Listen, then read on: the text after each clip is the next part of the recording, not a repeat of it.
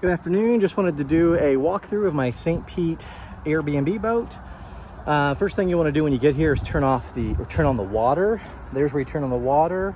They're currently on. If you could, just please make sure to turn the water off when you leave. Guests are forgetting to do that. Last thing I'd want to do is show up to a sunken boat. So when you hop on, I'm pretty agile. So, you know, if you're handicapped or anything like that, getting on this boat, if you have any issues, may not be the suitable one for you. One thing I do want my guests to know is I do not live close. It is hard for me to get down here, so I'm not always able to get it as ready as I would like. So when you're booking, just keep that in mind. It's always available. I just don't know if I can ever always get down here to clean sheets, do towels. I'll do the best I can. I do have some chairs up there. There's some fishing rods inside. There are 2 air conditioners on this boat. One is a roof air, and if you turn the roof air on, you'll want to make sure you vent it up there. Normally there's a blue tarp. Just make sure you open up the tarp to let the heat out if you decide to run the roof air.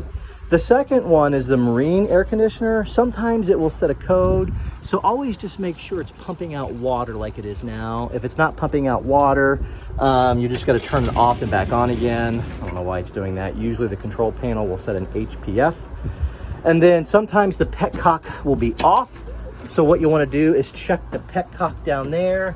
That is the air conditioner. If you follow the end of it, you'll see that whether it's on or off.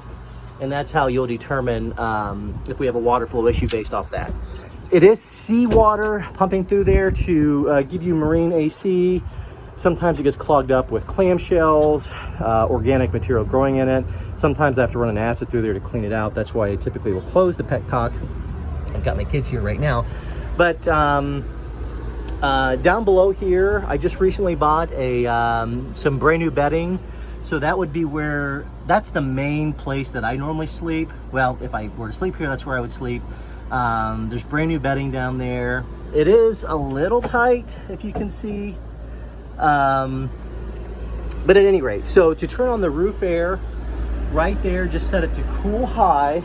Sometimes it will be shut off here. It'll be listed as second air conditioner, and then the turn on the hot water heater will be right there. Now, when you show up, you may want to turn on the dehumidifier. It's been tripping on me. Before you leave, just make sure it's on. It might trip again.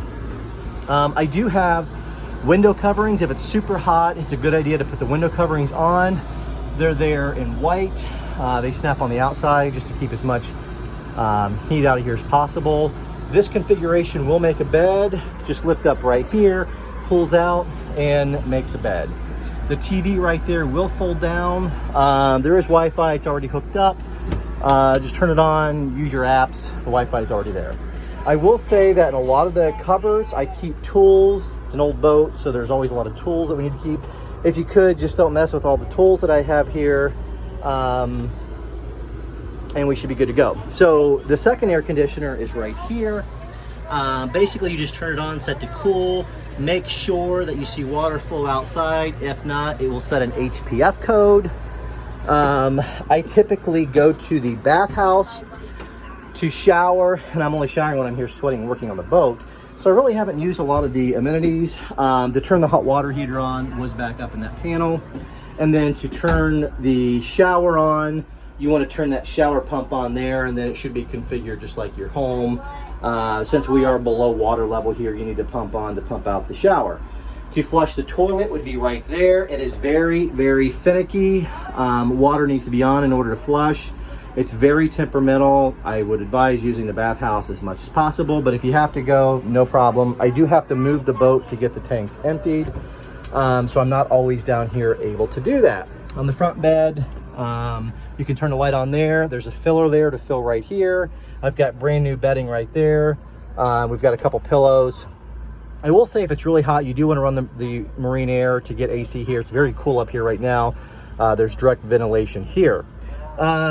You know, there's some incidentals that actually came with the boat. There's actually a printer. You're more than welcome to use it. There's some charge. The boat does stay docked. Navigating these waters is tricky. I would advise this is just a floating hotel room. I do have a Canoe I keep on the front. You're more than welcome to take the canoe out. Eventually I'll get a little trawler motor, and you can use the trawler motor and go out. I believe the refrigerator will work. Honestly, I've never tried it. There should be a little knob down there. I've never tried the electric cooktop. Microwave works.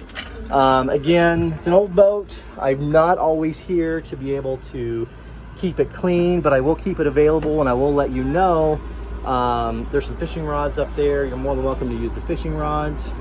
It's a neat old boat. It's got a lot of nostalgia to it. I love staying on the water. It's one of the reasons I thought an Airbnb might work. I actually do 2 boats. But again, I'm not always here to clean. If you have any questions, please make sure to contact me. Thank you.